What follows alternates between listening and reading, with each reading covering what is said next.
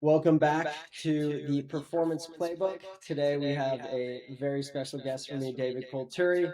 David, how you doing? I'm doing very well. Excited for this. Thanks, buddy. How are you? I'm great. Just so for the people that don't know you, what is your background and how have you gotten to where you are now? Ooh, background story of Dave. Well, I grew up in Northwest Ohio.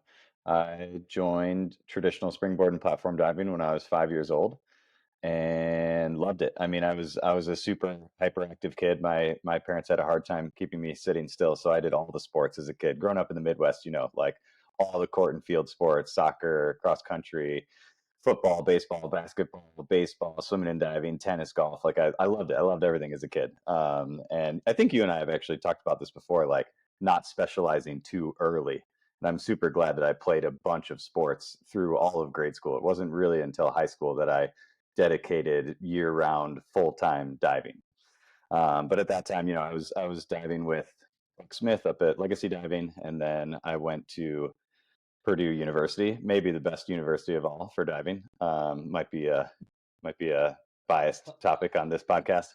But no, I dove with Adam, and I had David Bodine as a teammate, which was maybe one of the best things that happened for my diving career. And then I followed in the footsteps of Stephen LeBou, who was my recruit host when I came on my recruiting trip. He took me into the world of show diving. So Kyle Mitrione and I joined the Indiana Beach Amusement Park show diving team. We learned how to high dive there. We built our own 22-meter platform. We started high diving. We found out about Red Bull cliff diving, which was brand new at the time. The series started in 2009. I graduated in 2011, and I joined the Red Bull cliff diving series in 2012. And I've been a professional cliff diver ever since. Mm, beautiful. Actually, I do want to walk back onto that idea because I think there's a beauty to that. But where where do you think the cutoff line is for kids when they should Specialized. like really specialize and get into it? That's a good question. I think it depends on the kid, but I do think that having an all-around athletic profile is super beneficial to every sport. And that's good or bad in certain instances. I think you can look at Olympic champions. Like I'd be surprised if Michael Phelps is graceful on a basketball court or on a ballet floor. So maybe that's good, maybe that's not. Um, but I think it's good for kids, especially when going through young adolescence, maybe up until the time that they hit puberty. I think it's good to be well-rounded and try a lot of different things. Yeah. Yeah, I think for me I tried a couple of sports and ran through a few things and then I think I was just so hyper obsessed with gymnastics that my parents are like just fine. Like don't play baseball, you're pretty bad anyways. Just go to where you do well. Thanks, mom and dad. Yeah. So they helped me out there, but yeah, I think that's a really interesting piece for a lot of parents is when do I really push them into one direction or do I just let them take over and run into that sport whenever they want to? Yeah, that's a good question. And I think, you can specialize and say this is my thing from a young age, but also don't lose sight of the cross training and the accessory pieces that maybe get overlooked in just your normal Monday through Friday practice. Yeah. Yeah. Yeah. So then when we walk into your career, right, you were a 10-meter diver. You had some springboard, but I feel like you specialized a little bit more on 10-meter. Am I kind of correct there when you're at Purdue? Yes and no. I mean, I love the NCAA that they compete on three, and I think it's great for divers to do both. Obviously, when you get to the Olympic level, like pretty much people always specialize. I am maybe remembered more so as a platform diver because those were better results on my end. It's also probably easier to be a good platform diver, just the sheer number. You have less people who compete platform, especially a full 10-meter list. So if you want to be competitive in that realm, you have a much smaller percentage of the field to compete against. But I had some successes on the springboard as well. I did have one Big Ten championship, maybe my only legitimate time beating Bodaya when he competed a full list against me. So that's a proud moment in my career on the 1 meter. Yeah. But no, I was happy to do springboard. And even now in cliff diving, I still do springboard drills, which is interesting. I think it's funny that some people look at it almost like a totally different sport, but it's really not. It's very, very similar. We still do a lot of the same movements. You're jumping, flipping, and twisting. The format, the rules, the judging, all very, very similar. And so I train in a similar way. Obviously, it's just a little bit higher and you land on your feet. Yeah. Yeah, it is interesting to look at. Some divers feel like they thrive doing all three, and then Hmm. some, like myself, I felt like I was almost kind of like taken back because of some injuries, but being able to actually utilize being on platform more frequently for me, because for quite a bit I was more of a head case.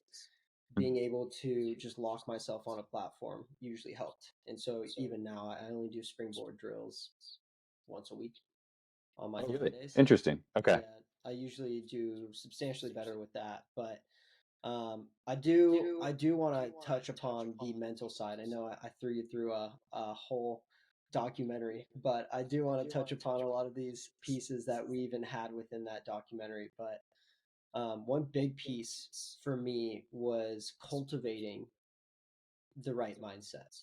How can we go through sports, and not to say that every sport is so high intensity that you feel like, oh my god, I might die, but Hmm. for the ones that do run into that realm, what are some like key steps that you've done to help build that?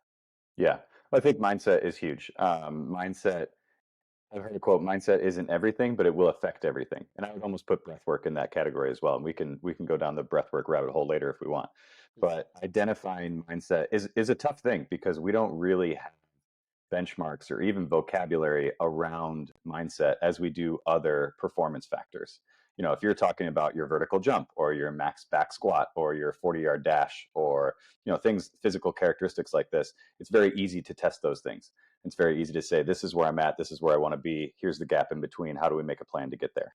So I think the first big step is identifying some nomenclature and some verbiage around what mindset do you have.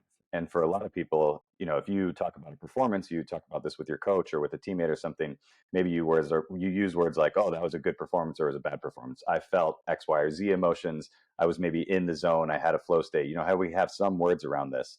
But I found it really helpful. I'm a big fan of Ben Bergeron. He's a CrossFit coach from New England, and he has a podcast, and his first book is called Chasing Excellence. And he might have taken this from somewhere else, but when I first find about his 5 levels of this hierarchy mindset, and so he has these words that you can put yourself on this hierarchy, and it's the lowest level is the victim, then the pessimist, the optimist, the realist, and the curious competitor or the warrior. Have you heard about this? Do you know, Ben? Is any of this ringing a bell? The name sounds familiar. It might have been because you've brought him up, but yeah, I Mhm. don't I don't know. Okay, I'll go through it real quick. Basically, the victim mindset is we have no control over our performance and our surroundings. You know, and the pessimist is everything sucks. And unfortunately, we know a lot of people in our lives that are like this. They're, you know, cycling through this victim pessimist mindset where I have no control, everything sucks, life is just happening to me, it's not fair, blah blah blah. And so the third level up is the optimist. And while you might think the optimist is a good place to be, Ben says we should arguably actually reach for the fourth. The optimist is rah, rah, everything's going to be all right, everything's sunshine and rainbows. But we obviously know that that's not true. You know, life is full of ups and downs, and eventually, you know, life is unfair. Things are going to happen. You're going to face challenges, adversity, cheating, whatever, like it's going to happen. And so the realist approaches this from that standpoint, like, hey, life is full of ups and downs. I'm going to try to not judge these things, but I'm going to be open to the fact that it's going to be okay. The warrior and this curious competitor, level 5, what we should all really hope and strive to be, actually embraces and anticipates and welcomes these challenges. And so, you know, he goes back to the old samurai. The samurai trained in such a way that they wanted to be the most fiercest warriors of all time. They actually went out looking for better fighters because they didn't want to just stay in their dojo and be the best in their dojo. They wanted to be the best in the universe. You know, and so can you actually look for the struggle? Can you anticipate the challenge, and can you use it in a way that's actually going to make you better? Because through adversarial change, that's how we actually grow and get better. That's how we adapt. That's how we evolve. That's how we get stronger. And so, you know, and this isn't a perfect system, and you're not just going to be the warrior every day, every moment of the your whole life. You know, like I can identify times, I can identify individual practices or just competitions where I'm leapfrogging up and down the whole chain. You go from victim to optimist to, oh, I get rocked, I'm going back down to pessimist. Okay, let me change my mindset. Can I be a warrior again? But can you do this in a way that most of the time can you embrace this warrior mentality and try to put yourself in that spot where I'm going to take everything as it comes and I'm going to use it as a tool to get better and stronger. And that's been a thing that I've, tried to cultivate and develop over time. And so, I look back on my first 10-meter platform dives, and I think anybody who's ever learned a 10-meter platform list can say, like, it is mind-blowingly scary and crushing and terrifying and tough, full of ups and downs. You're gonna smack, maybe you hit the tower. Like, there's so many things that go through your head. And as a kid, when you're growing up learning this stuff, like, it's terrifying. And so, no, I was not the perfect, curious competitive warrior going through all these steps, but you keep pushing, you keep going. We've talked about failure before, and it might come up again. Like, can you change your view on failure and look at this as not a failure loss? This was just an opportunity to get better, a lesson learned. I fail forward. And so, yeah, that's been a big part of trying to shift my mindset into a way where, every day is an opportunity to get better. Yeah. Well, it's just interesting too, because pause. Is your audio coming through your computer? I don't know. How do I check that? Well, just do you hear me coming through the? Sorry, I'm just Oh, getting a little. no, I hear you coming through my headphones. Okay, I'm getting a little bit of an echo. I just don't know. Oh, weird. There's a button here that says echo cancellation. Click This the can't be cancellation. changed while recording, it says. Okay, that's fine. We'll just see. I don't know if that's just on my end, anyways, too. You're getting an echo like my voice is doubling. Mine is. Oh, So interesting. yeah, I don't know if that's on my end. I hear you clearly. Your video goes in like not out, but just like fuzzy every once in a while, but otherwise it seems fine. Okay. I just don't want to record this whole thing and then just have a Oh, fat I meant to make a the whole joke time. before we started. Did you push record? Yeah, I definitely did push record. Jesus. Fuck. That one hits way too deep. Where's Andy Jones? Should we get him in here? Oh yeah, right. Back to back clap. I think you can mute recording while you switch. But you can't switch mics. Huh. I don't know if I should just restart it and then I can just stitch these two together. Are you still getting your own echo? Yeah. Oh, weird. Hmm. In session moves Um, too. I mean, we're at a good pause. Do you want to just totally restart and see if you get it again? I think I know what I need to change. Um, and then again, I can just stitch the two, so we don't even need to restart. Up to Should I you. just re? At least we're only 12 minutes in, not 60 minutes in. Oh, Jesus, nice. Let me restart this, and then Okay. I'll re get you back in. Do I need a new invite or? Okay, so there's a little bit of audio echo. So we are kind of part two. This is around the 12-minute mark, and we were just talking about David Colturi's steps on getting a stronger mental fortitude, we'll call it. And having a hierarchy of mindset. I think it's important to be able to label and have some words around where are you, what are you thinking, what are you feeling, instead of these kind of vague emotional states, so that you can actually discuss, with your coach, with your teammates. Hey, this is where I really was. This is where I want to be. What can we do to get there?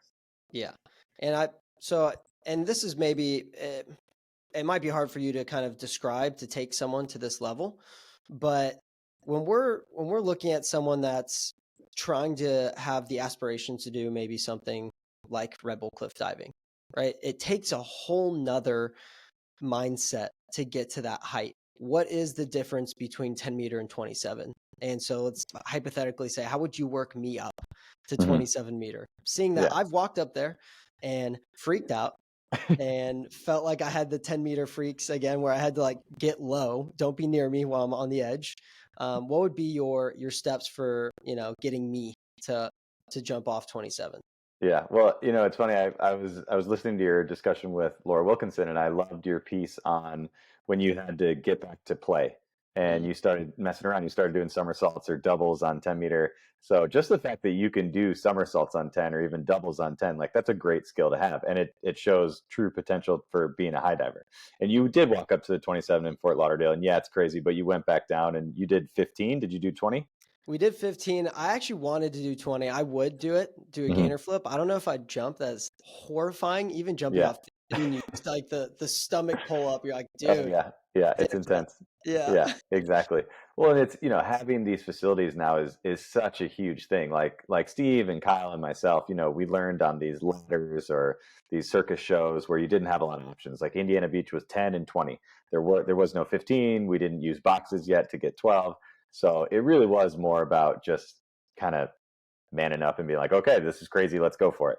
But now with junior high diving, and you can take these incremental steps and you can do it piece by piece, there's a better way and a more strategic way to get people to go up level by level, eventually getting at these competitive 20 and 27-meter platform heights. But the mind is a different thing, and you do have to train yourself.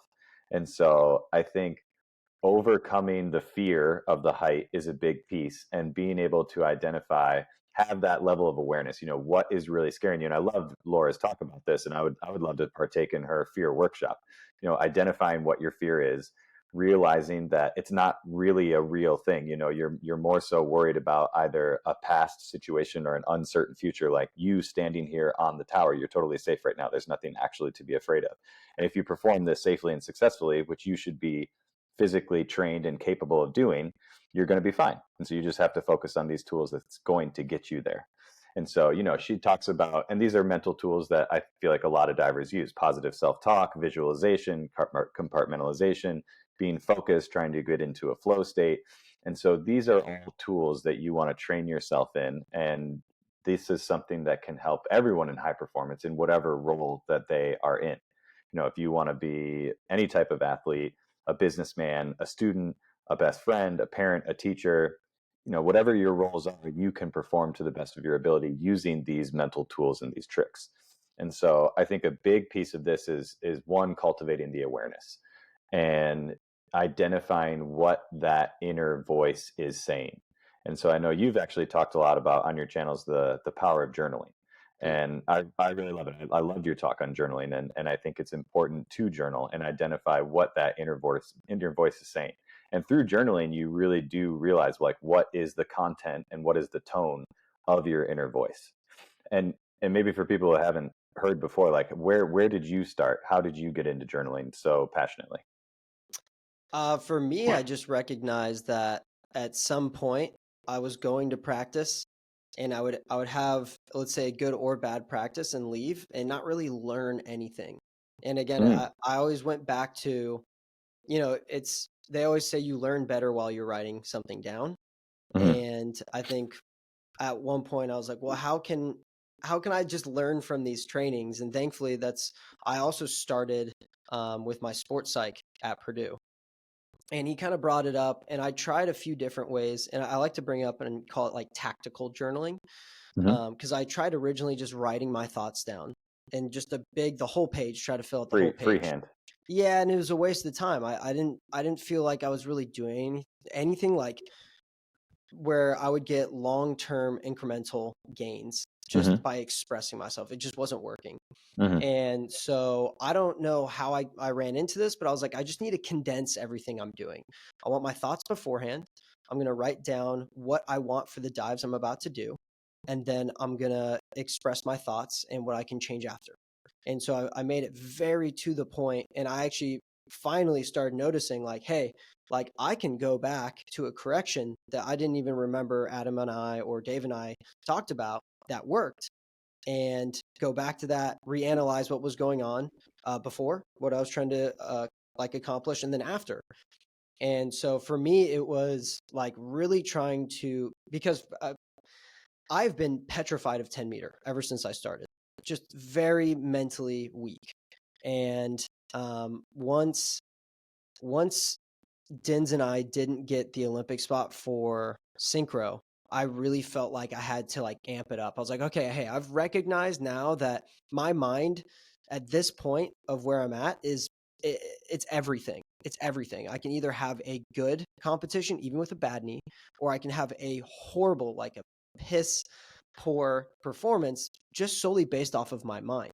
mhm. And I remember when I got home, I wrote down, today's the first day I become an Olympian. And from that day, every time I was on 10 meter, I would go through and go over my cues, go over what I want before and after. And by the time I got to Olympic trials, I felt like I was floating. I was like, hey, I'm Nice. coming into Olympic trials, and Adam and I talked about this at one point, but Olympic trials wasn't Olympic trials. That's how I walked into it. Olympic trials was my warm up. And Mm, that's how every dive, everything, I was like, I'm not trying to do any of these dives for tens. It's a waste of my time. What I'm going to do is try to land on my head 18 times. And I did it mm, 17 out of 18 times. nice. And it worked. And so my whole journey was recognizing, because at some point, and I've recognized this with some divers here at Purdue or elsewhere too, is you first have to admit that you're mentally weak. That's the big piece. Until you Hmm. can accept that, hey, you know, if I'm not doing every dive for, let's say, 8 to 10s every time, there's a mental aspect that needs to be like overcome and conquered. Hmm. Because again, it's the body follows the mind. And so Hmm. if you're thinking about the wrong thing, if you're doing the wrong cues, the wrong whatever, it's your mind dictating that. And so I had to finally just accept that, like, hey, I can walk on the 10 meter, and when I start profusely sweating, getting tunnel vision, it's it's a physical reaction, yes, but that's solely my mind. And so I finally, just the first step for me was going, hey, you're mentally very weak, and this has to be conquered or at least worked on to get to where we need to go. And Yeah. so that was how I got into it. Nice. Well, I think most of us are. I don't think there are many people who are just born these stout mental fortitude people. Like Yeah. Jocko Willick probably wasn't born Jocko. Like, he He was probably had to born a go. man. He came out bald and just a jujitsu champion. But no, like, you have to cultivate these things through life and through sport. And that's a great thing about sport and training super hard is like this, it amplifies this. Where in normal life, you might be able to cut corners or be complacent or, make shortcuts here and there. But in athletics, like, it magnifies the fact that you realize that you're mentally weak. And having a level of humility coming into this, like, is a big piece of that. You can't learn what you can't learn what you think you already know. And so you have to come to this as a student. You have to be humble and hungry to learn these things. And that was a big piece for me. We were super fortunate. I had really good junior coaches. I had a great college coach. I worked with sports psychologists through Purdue diving and through USA diving. But it wasn't until my mid 20s, being a couple of years on the Red Bull Cliff Diving World Series, where I realized, like, hey, I'm a one person team here. Like, I lost not all, but most of that structure. I'm not on a team. I don't have a dedicated coach.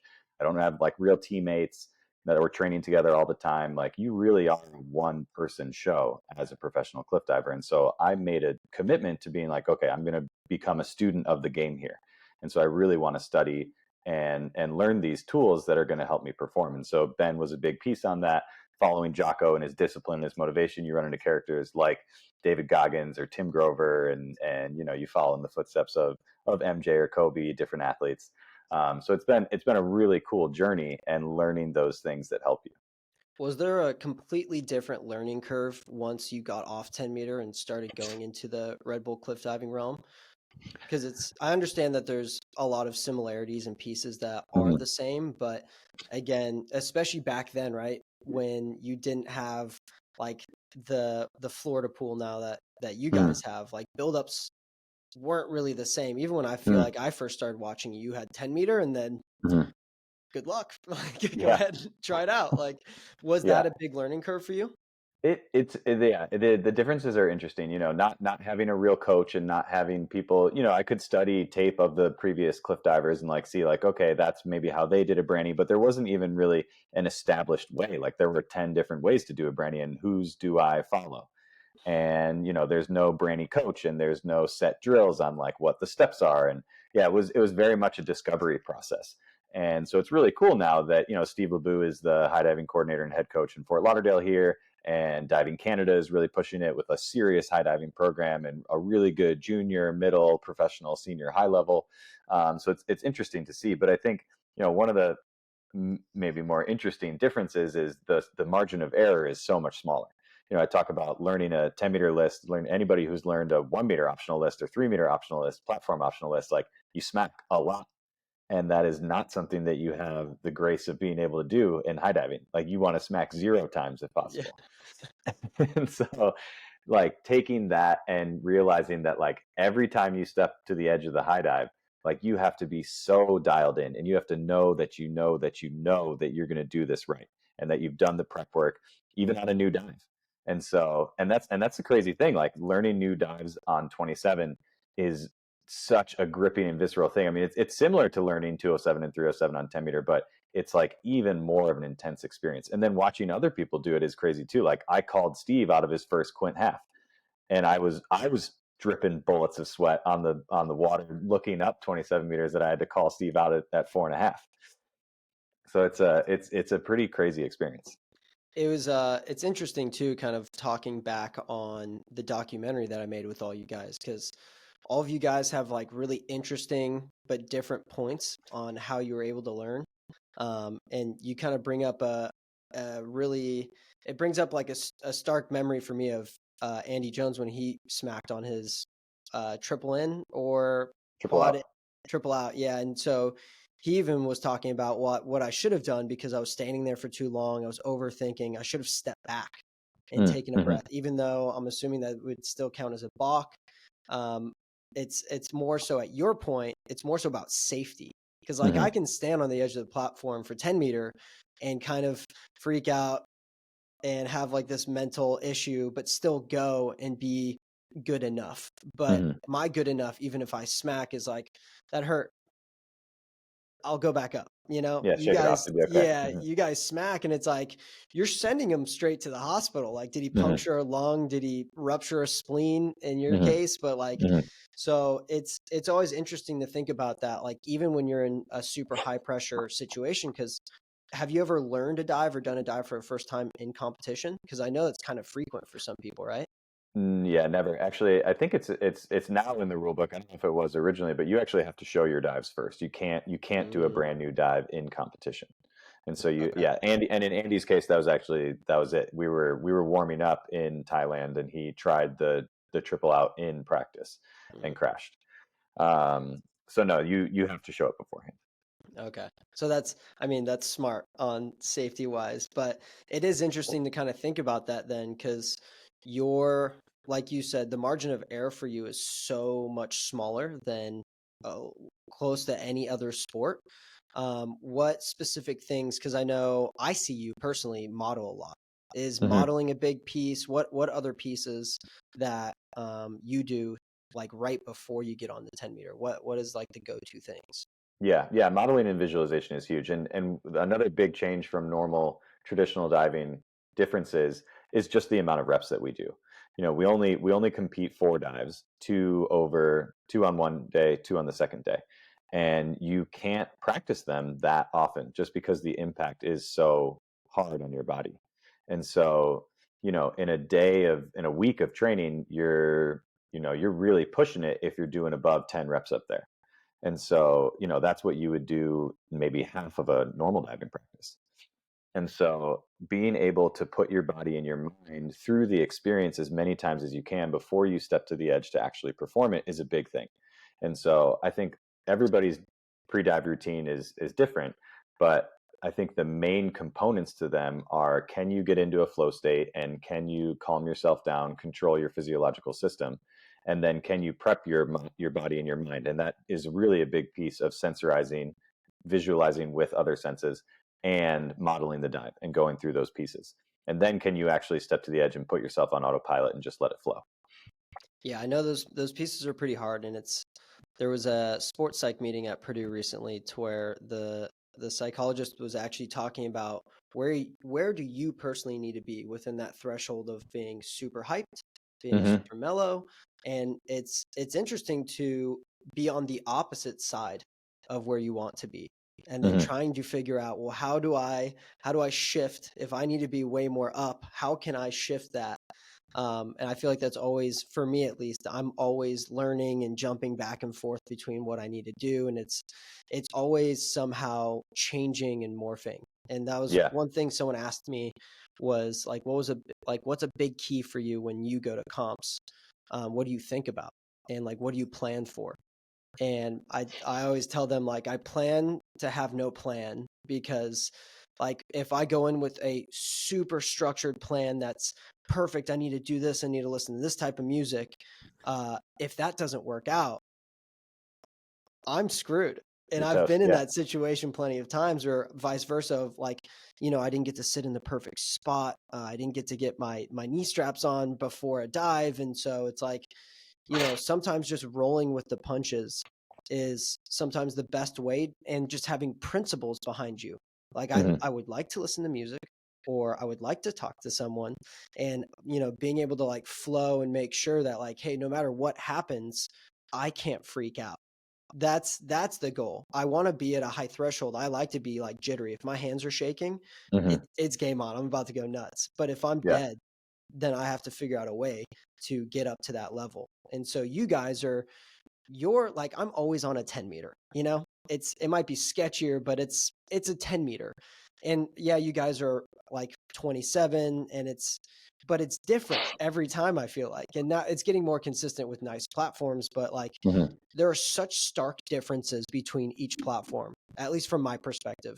Hmm. Looking up, whether you guys are in like France, or all these like random locations. Do you flow with the punches, or like, what are your principles? How do you just maintain composure? Yeah, absolutely. No, just being adaptable and being flexible in this process is absolutely huge. And that's something that you need, in life and in sport, no matter what you do, especially as a traditional springboard and platform diver. But again, it's been magnified and kind of exacerbated as a cliff diver. And so our environments and the platforms and the setups are drastically different depending on where we are. Where the athletes area is, where your bag is, and where your stuff is can be super close to the platform, or it can be a 20-minute walk, hike, boat ride, shuttle, climb away. And so you might not even have your phone in your headphones.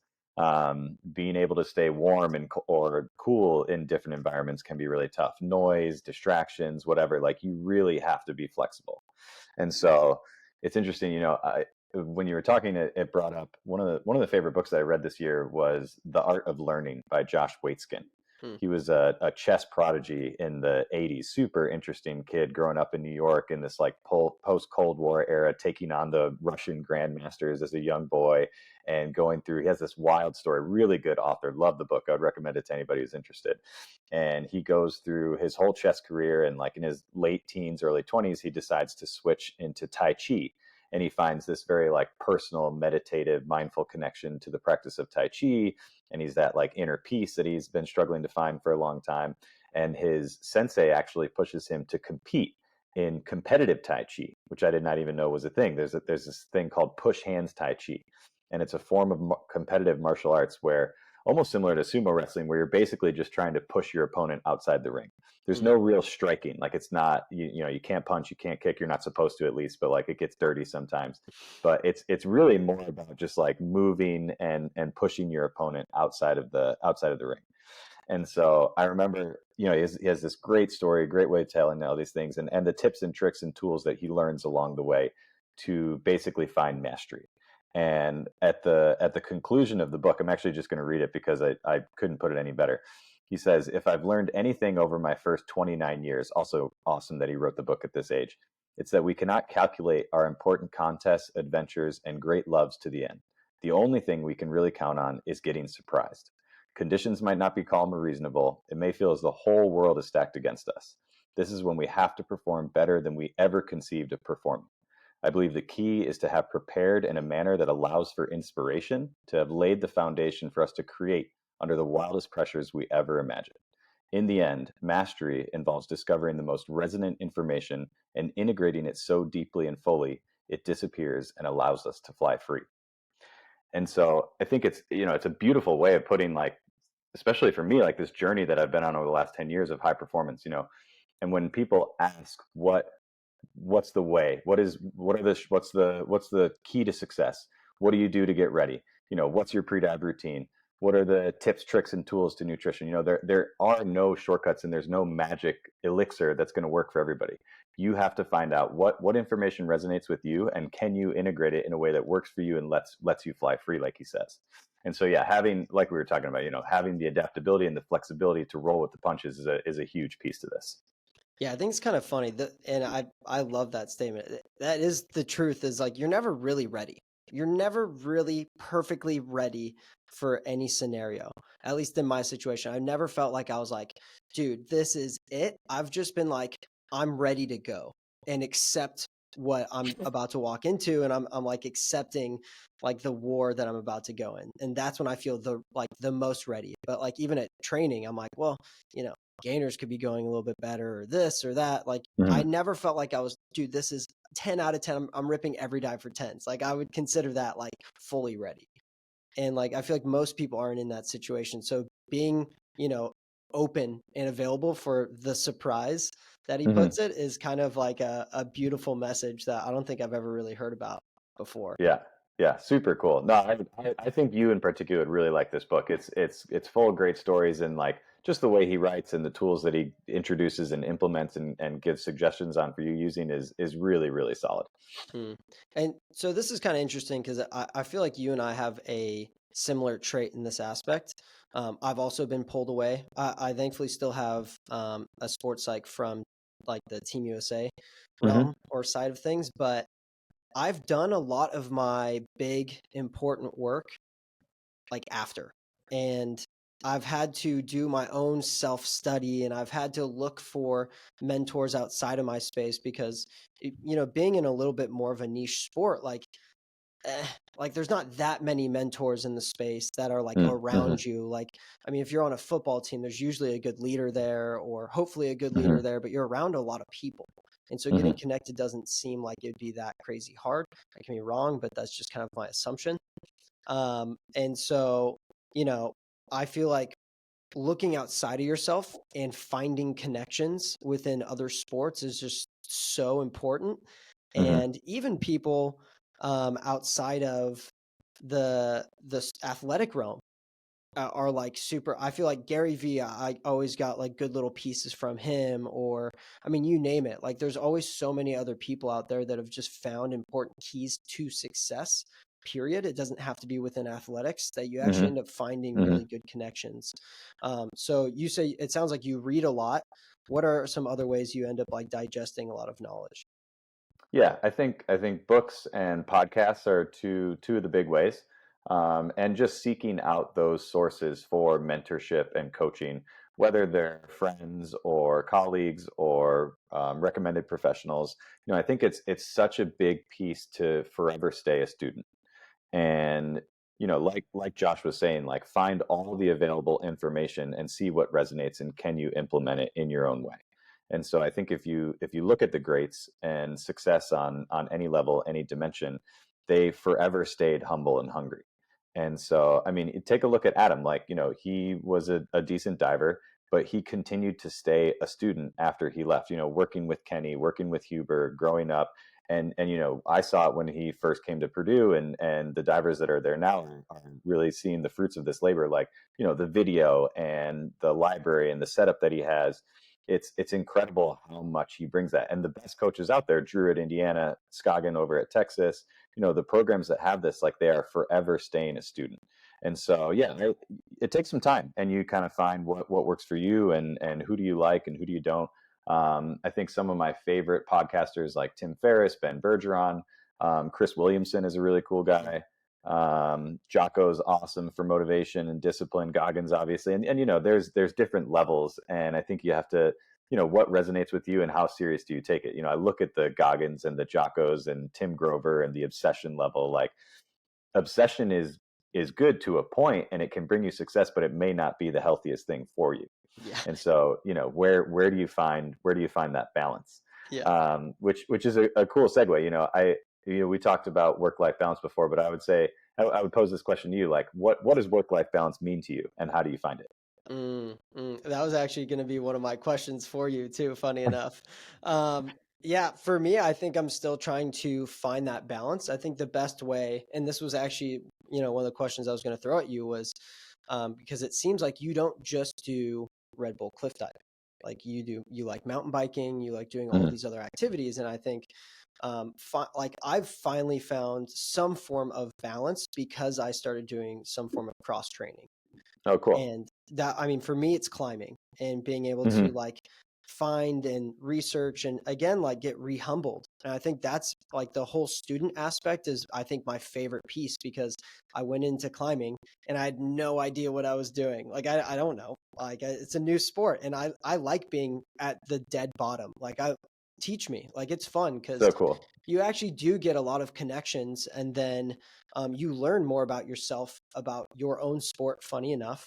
And so I think for me, it was being open to trying something else. And, just again, it's like, at what point can you isolate yourself into your sport so like you don't get hurt? And I did that for my entire Mm, career. Did I get hurt climbing once? Yeah, I did. And it wasn't great, but I was able to work through that, and it wasn't that big of a deal. But it is interesting to run into a different sport thinking that it might ruin you, but on the other side of it, you're just learning more about yourself, and again, you're walking backwards and becoming more of a student. So for the mhm. work-life balance, yeah, I had to find another sport, and it made me more passionate about diving. So Yeah. Yeah. um, I love that. yeah, and then for you, I guess where I wanted to take it was actually going way back to when you guys would film and you guys had that little vlog series. And the Mhm. reason why I wanted to bring it up though is because of, that mental side, right? Like you were saying, like I like you brought up how I had to go back up to 10 meter and make it fun. I had to play because if it was only business, I had like panic attacks, and Mm. it was horrifying. I would get on the 10 if one little thing needed to change and I didn't feel super comfortable. I was like, dude, if I smack, I'm done. I'm going straight to the hospital. And like that's how it built up in my head to where it Yeah. was like it wasn't 10 meters. It might have been 10,000. Like that's how high it felt. Mhm.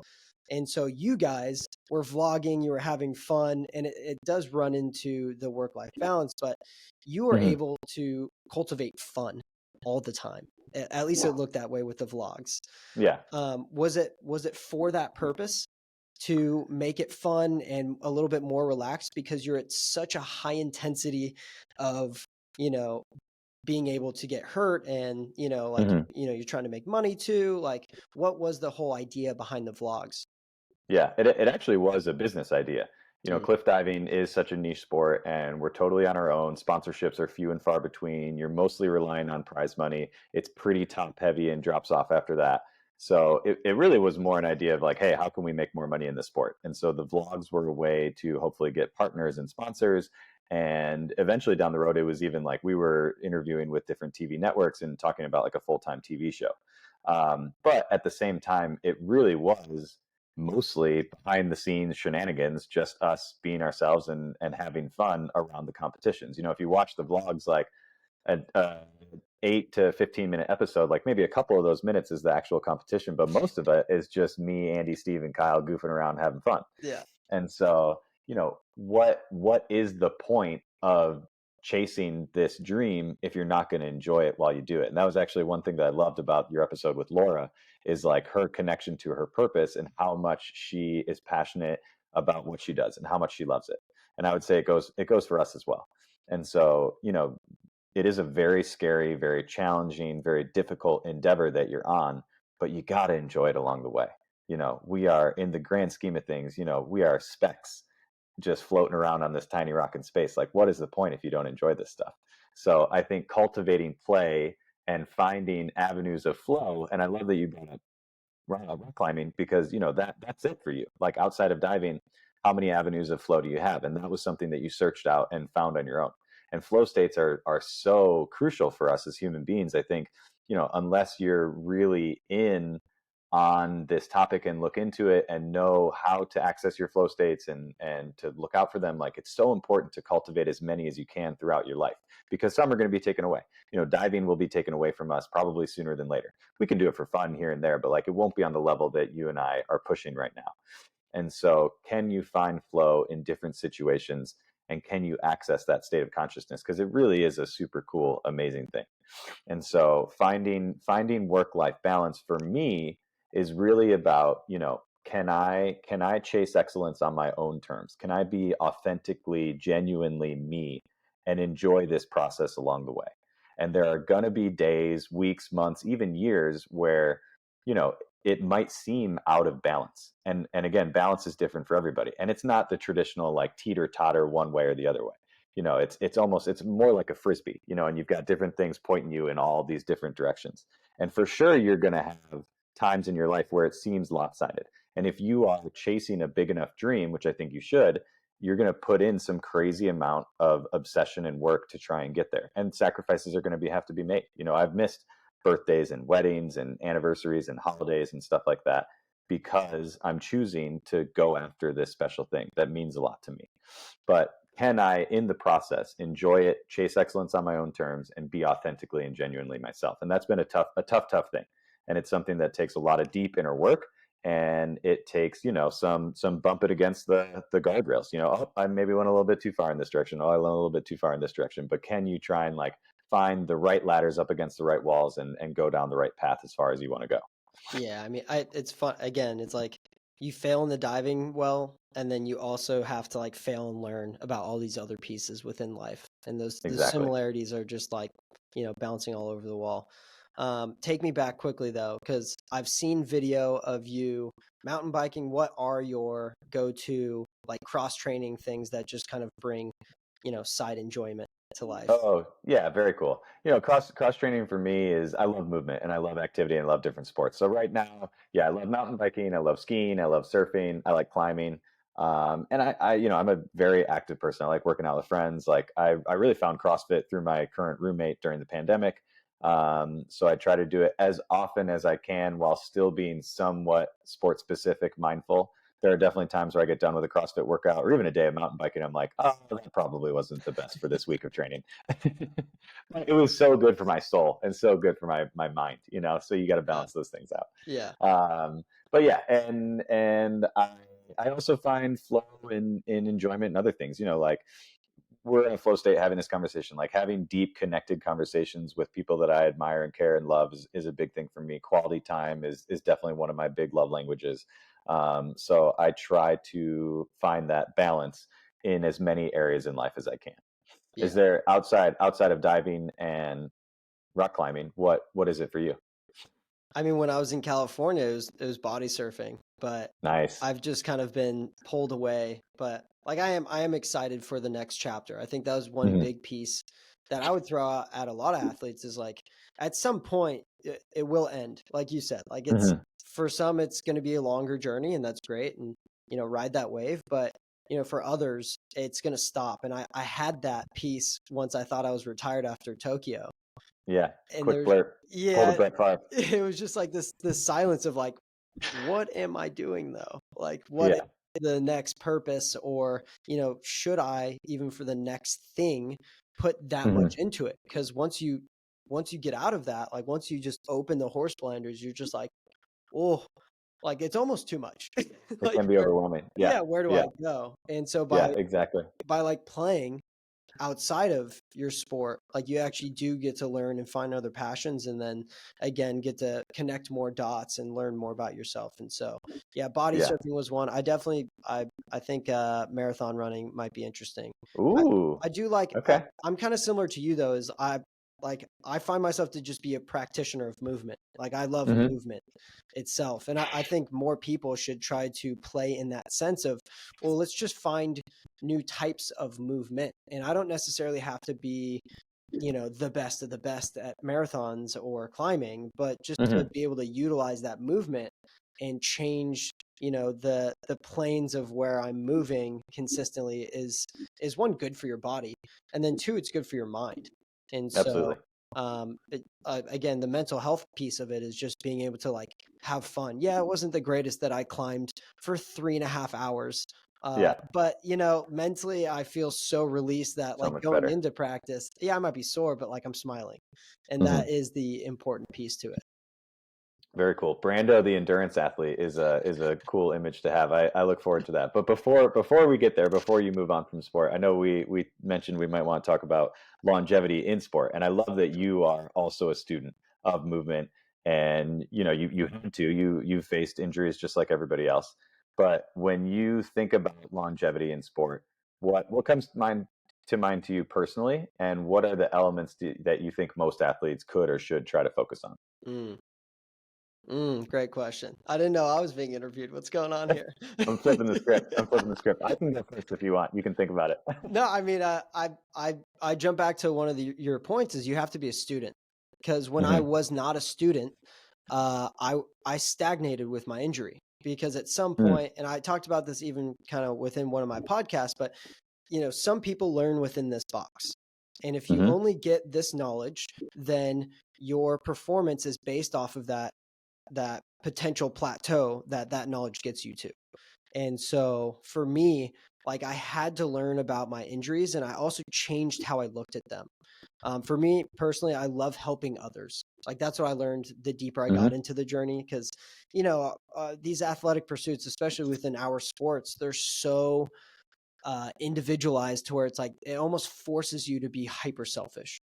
And there's a good piece to that, to where you can really learn about yourself and grow as a person.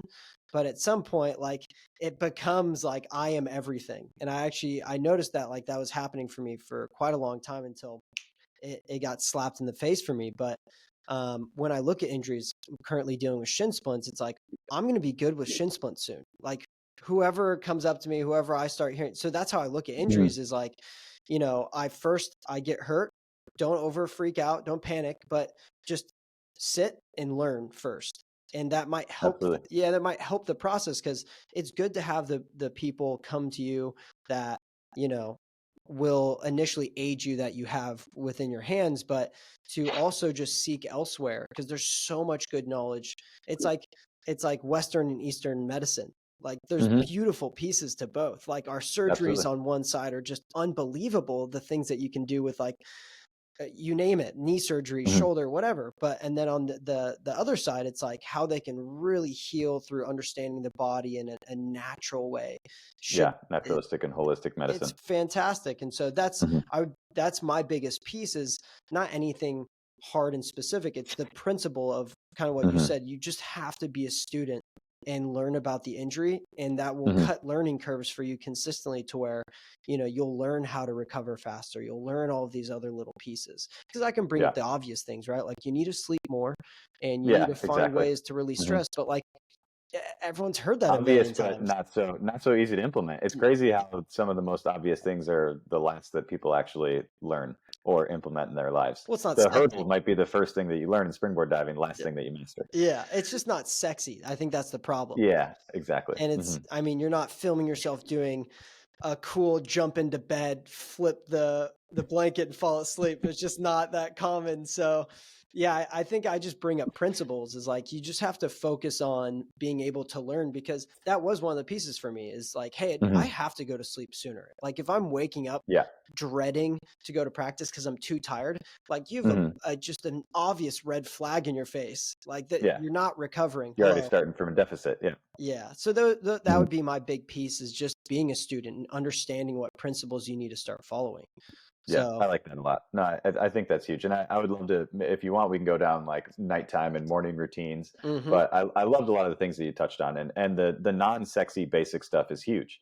And realizing that your physical, mental, emotional, and spiritual healths are all overlapping and all affecting each other. And so really, again, like having a level of awareness and ownership of really realizing, hey, these are things that I need to pay attention to. And so coming from Ben again, like there's five main factors of health that we have in our control.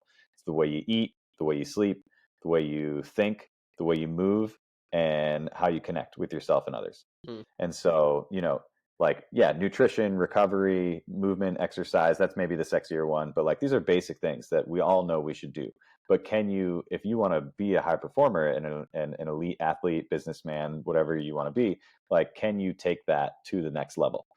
And so for me, it was realizing, as a kid, like you are a machine of high performance. Like it doesn't matter what you put in your body or how much you sleep. And I'm not saying it doesn't matter, but like, the input gets turned into high performance output a lot of the time as a kid, Oh very yeah. easily. And so, I know that you're getting to this point. Like I felt like it was really like 25. I was like, holy smokes, like I'm feeling a little bit different. And 30 felt different than 30 or 25. Mm. And I know 35 is going to feel different than 30. And so it was really like, I need to take ownership. And I put a lot more time into prehab and rehab and warming up and cooling down. And a lot of it was like working smarter now. Mm, Because as a kid, like I could put my head down and charge. Like I can outwork a lot of people, but a lot of times I was overworking myself into injuries. And so that was something that I needed to realize and take a step back and learn from. mm. And so again, like, is your box this big? Can you get outside that box? Can you look for other mentors? Can you look for other tools and modalities? Like that's a big piece to it.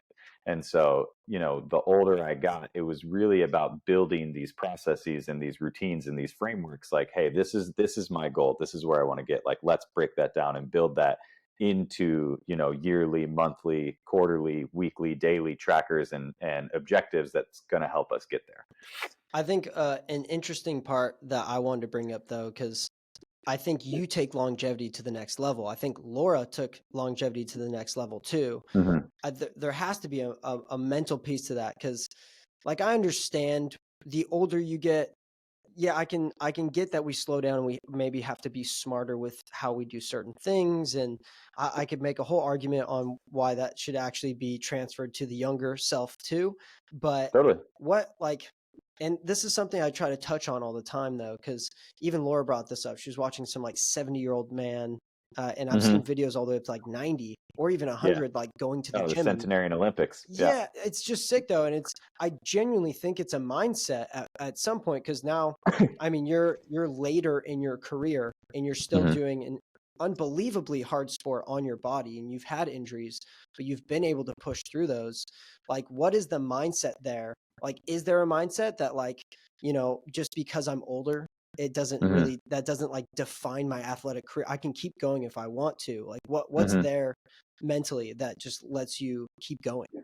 Yeah, absolutely. I mean, to go back to what we were talking about earlier, like having these words around mindset, like I try to have that warrior mindset every day. And like I'm going to welcome more challenges in my life because that's the way that I know I'm going to get better. You got to be smart about this stuff. But I think people who push longer, and you look at the Tom Brady's or different athletes that go into that, like Laura Wilkinson, other athletes that go into their careers, like for sure they have a specific mindset of like, I'm going to keep pushing, I'm going to keep going. Nothing's going to stand in my way.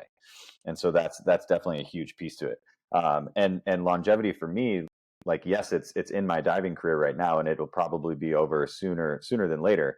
But that is going to flip a switch immediately for when I retire. Like it's no longer sport specific. It's like I want to kick ass into my 90s. Like I don't know if I'm going to be competing in the Centenarian Olympics, but like through my 70s, 80s, 90s, if I can reach 100, like I want to be doing the things that I love to do. I still want to be active. I still want to be mobile. I still want to travel. I still want to enjoy my time. Modern medicine has got us to this point where we're living later, but unfortunately, most older adults, those last couple decades, are a really poor quality of health and quality of life. And so, what can we do? How do we prepare? And you need to be more proactive about these things. There's a great book by Peter Attia called Outlive, and he talks about the science and art of longevity. And like, we need to start thinking about these things in our 30s and 40s and 50s, because as soon as you get flagged for those diseases, or, whether it's cardiovascular disease, metabolic disease, cancer, neurodegenerative disease, like it's probably too late because our healthcare system at this point is like, once you're flagged, you're already on the downslope.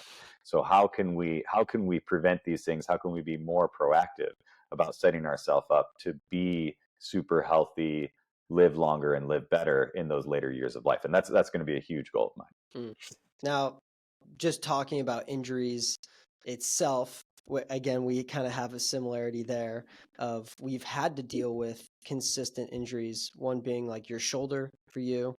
And a lot of people at some point, and I'm excited to talk to Steele about this too, is like it's interesting to get and like digest what some people are able to do within that restriction, but what they're able to not just learn about themselves, but like how to push through. And some people don't get Mm, that opportunity, and it's not like it's a great opportunity, but you do learn.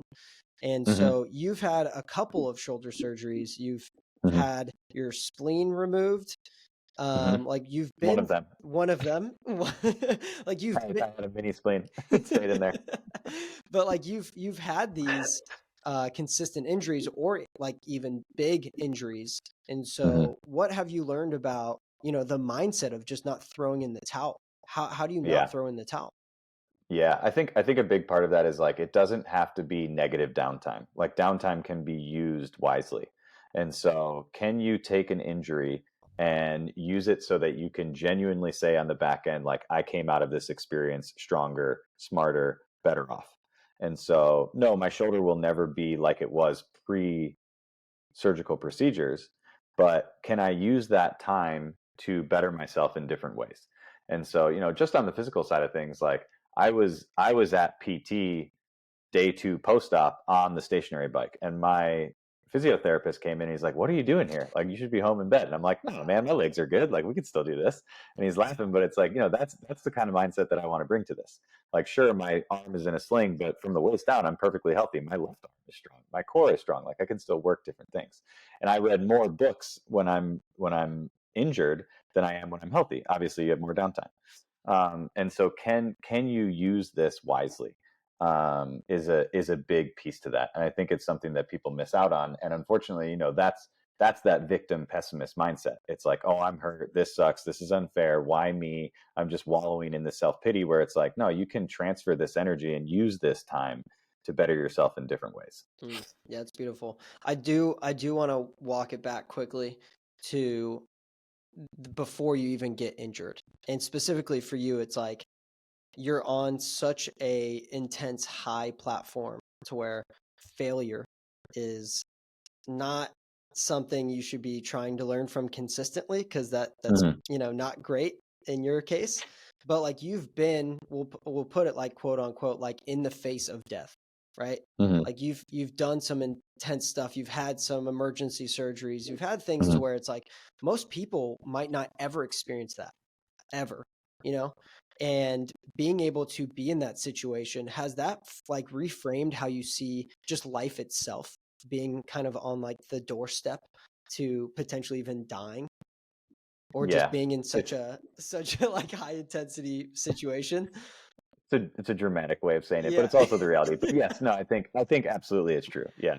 Having gone through, for people who don't know, like the long story short is I was jumping from a paraglider, not recommended, into a lake and crashed really hard from a super high height, probably like over 100 feet, crashed on my side, ruptured my spleen, didn't realize it, went to the hospital way too late and had an emergency splenectomy where I was internally bleeding to death. Like I remember being in the hotel room in the shower, like seeing the lights like getting super bright, having these like weird experiences that I've never had before. Like, and I woke up in the ICU the next day, and the surgeon was like, "You are lucky to be alive." Absolutely. Like I had over half my blood supply pooling in my abdominal cavity, and so it's the cliche of every man has two lives and the second one starts when he realizes it's only one, or being on death's door like makes you more grateful and more appreciative of the little things. But those are true, like absolutely, that has been my experience.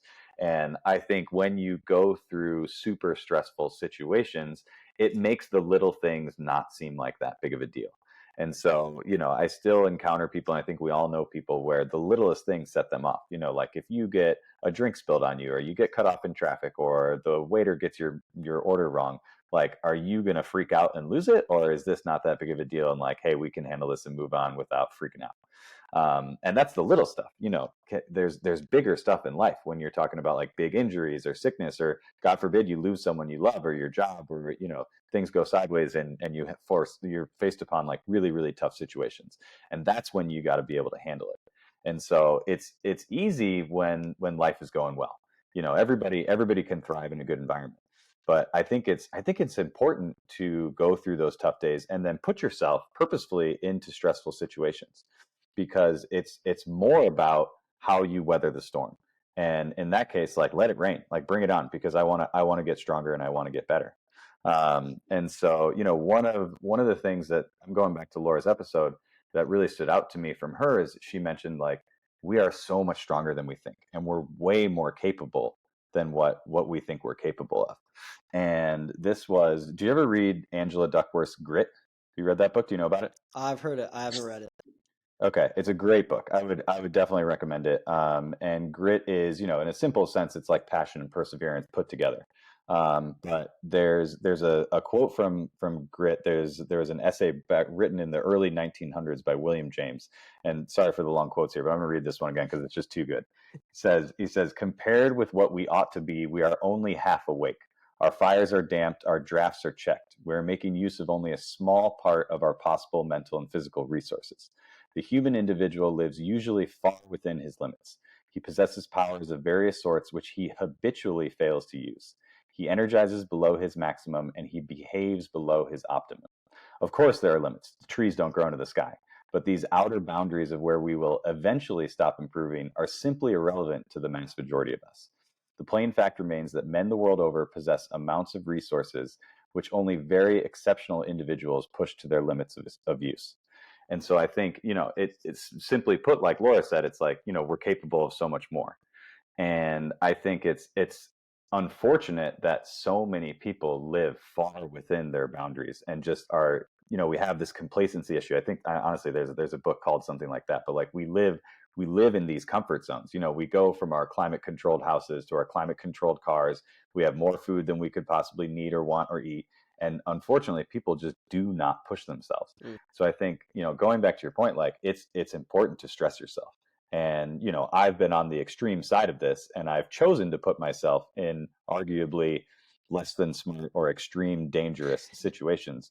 But I do attribute it to the demeanor and the mindset that I have now, which helps me, not make a big deal out of little things and do, appreciate the small stuff, and really helps cultivate a life of gratitude, which I'm thankful for. Do you feel like that kind of streams into the business and money side of life? Because I feel like people are so money centric, Hmm. and like to an extent, it is useful. Like that is a stressor that you would like to take out of your life. I don't want to have to worry about rent. I don't want to have to worry about buying Hmm. groceries. But Yeah. at some point we take it to such an extreme level to where it's like, well, no, like I need to make $500,000 a year. And you're like, Hmm. Yeah. But do you really? yeah. And so it's like, do you think that even being in a situation like that has kind of opened your eyes to where it's like, maybe I just need to enjoy the time that is Hmm. passing more so than have to grind myself into the ground to make this X, Y, or Z amount of money per year to be quote unquote happy? Yeah, absolutely. No, I think, another big piece of this experience that I had was it really made me analyze and like, what is actually important to me? What are my values? What am I chasing? And I think a big question that I would ask everybody, and I think it's important to define, is like how do you define success? And what is enough for you?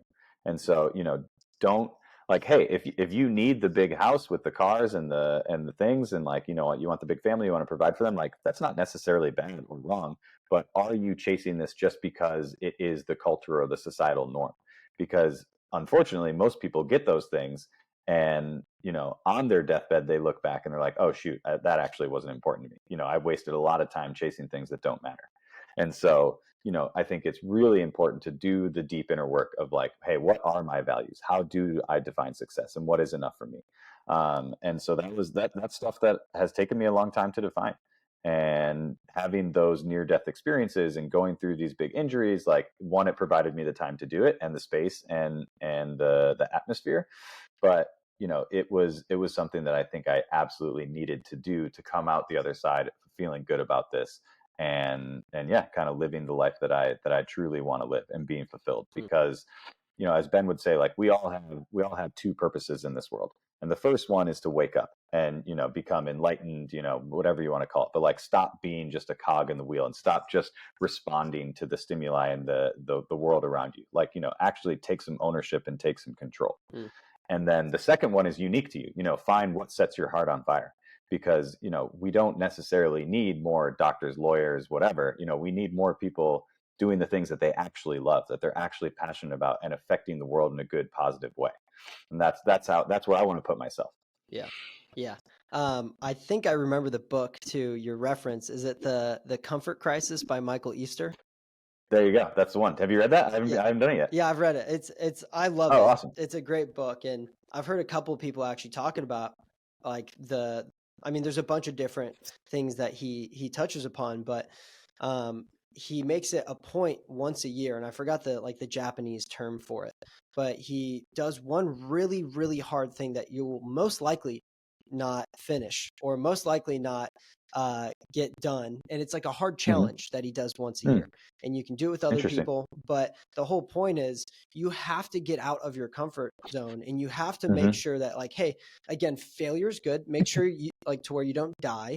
But Hmm. like the whole point is, like, we do go from an air conditioned room to a nice Hmm. car, from a nice Hmm. car to another like at some point, like, I mean, he was even talking, I don't know if this was specifically him talking about it, but if you were to just think about it in the sense of sitting, right? Like, some of us don't ever break 90 degrees within our legs, and like, Crazy. that's Uh-huh. crazy. Like, even Yeah. if you went to the gym, you could be sitting on a bench, just not breaking that. And so, Uh-huh. I actually do love that concept, because I think it does fall back into the mindset of being able to conquer 27 or 10 Hmm. meter or just even other sports, you name it, is like, you've got to do hard shit.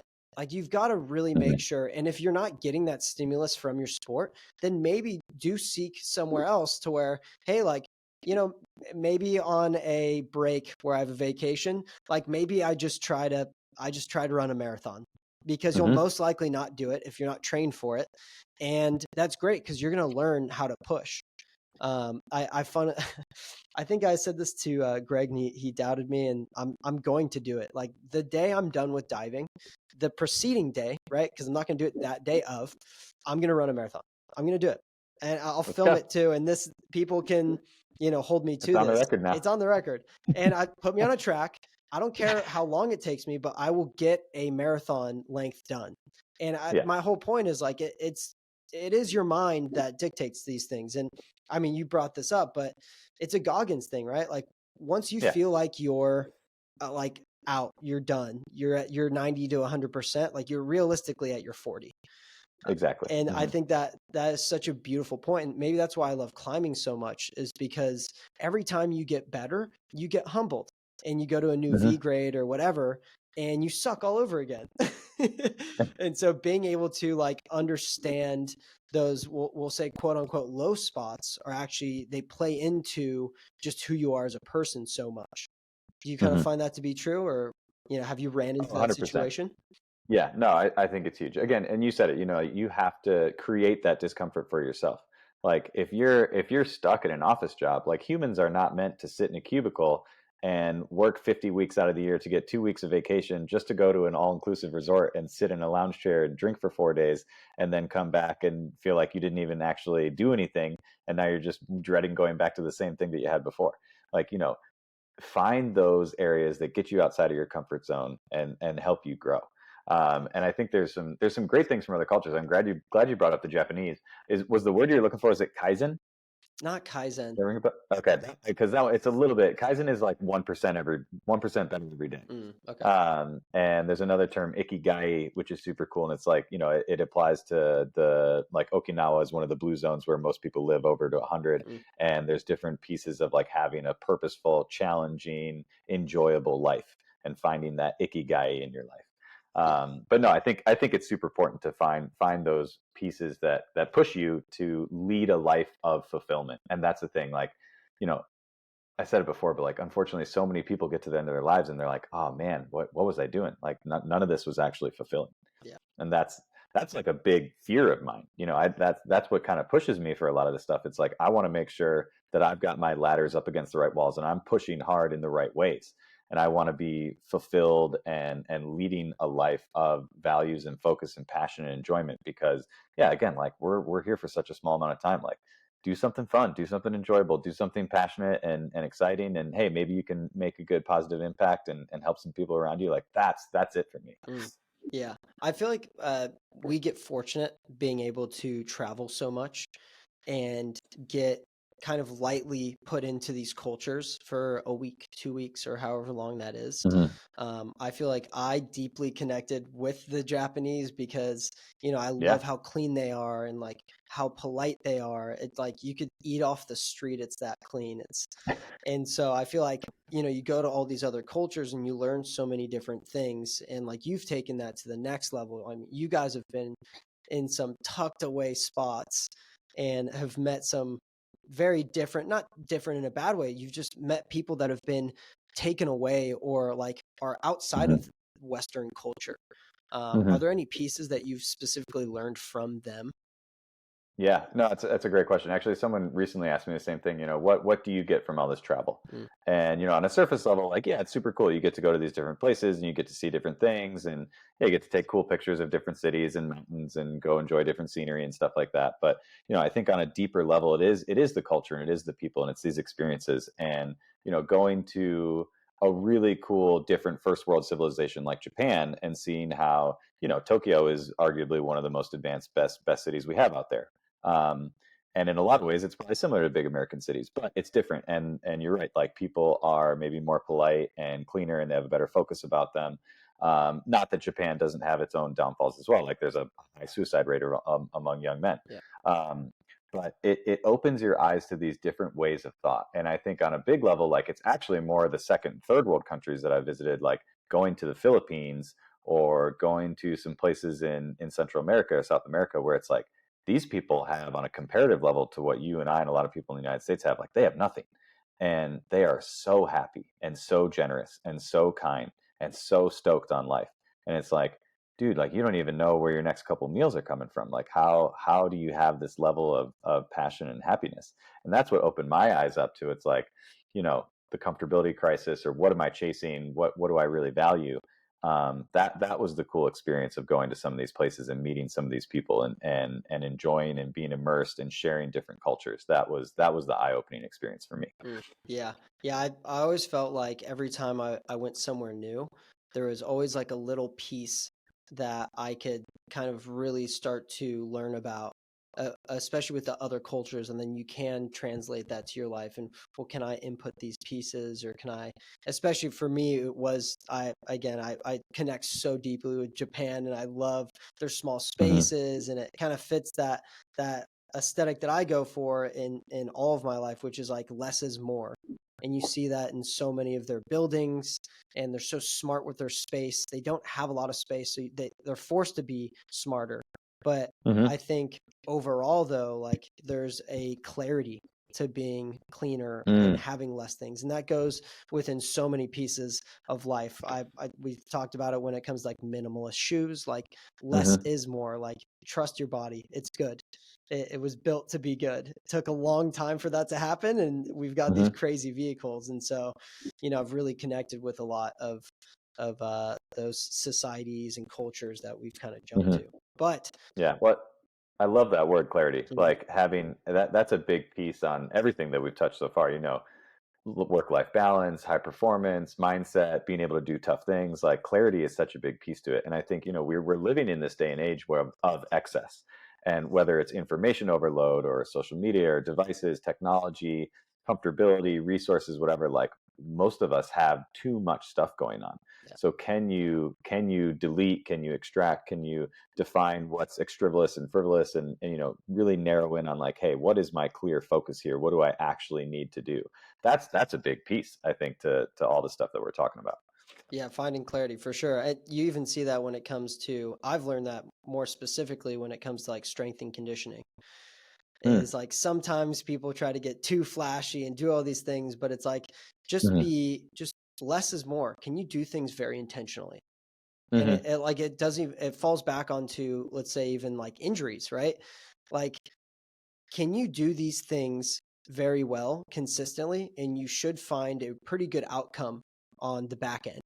It's annoying, it's not pretty, it sucks, but like do your Hmm. clamshells, then they actually might help, Yeah, like absolutely. it's just kind of funny to like see those connections from societies and different cultures, and actually be able to input that into your life. But just to top off this whole podcast, what is your thought? What is the next thing that you think you'll dive into once you're done with Red Bull cliff diving? What's the next thing that you're gonna Mm. make your top priority? Yeah. Well, I'm going to first say I'm definitely not running a marathon, so you will be running alone. Ah, Um, no, I don't know. That's a good question, and I am working on a few different projects, and my we talked about those big questions, like how do you define success? What's enough? Like another big one for me is like, what is your personal Mount Everest? Mm, And you talk about these frameworks, like, there's a big goal at the top, and break it down. And for me right now, like elite level athletics is out there, but it's also trying to combine some form of high level business. And so I am trying to set myself up for life and career beyond competing. And so, I've done a few things already while injured, or looking at different career models on the side of cliff diving. So I've done some live broadcast commentary for the cliff diving events when I was injured. That went really well, and I really enjoyed it. So that's a piece. I've done some motivational or public speaking, which I like to do, talking about high performance and overcoming fear, performing under pressure. When it comes down to it, I really want to, and you talked about this as well, like using our knowledge and our experiences to help other people. And that's something that's going to be key to finding, like, what do I want to do next. mm. Diving has been a way for us to chase this awesome dream and perform it at a high level, and I hope it's been inspiring and entertaining to other people, and we've helped other divers along the way. But I really want to give back to these communities that have bolstered me and helped me live my dream. It's been awesome so far. So can I give back to these communities? And yeah, we'll see what that is. Maybe some event organization, some project management with some cool projects that I've got some dreams and ideas about. But yeah, it's exciting to think about. And yeah, I will check in on you on your long distance runs, and maybe we can collaborate. Let's go. Perfect. Perfect. Well, hey, thank you for your time. I know I'm going to pull you on this podcast again at some point, but Absolutely. it was a pleasure. I appreciate that, man. Pleasure's all over here. I really thank you. And yeah, I mean, dude, everything you've been doing, like your newsletters and your podcast, like you're giving back, which is awesome. So keep it up, man. I've been a big fan. So excited to see what comes next. I appreciate it. Well, thank you, David Colturi. It was an honor, and you have a great weekend, and I'll talk to you soon. Thank you. You too, buddy. Ciao. Peace.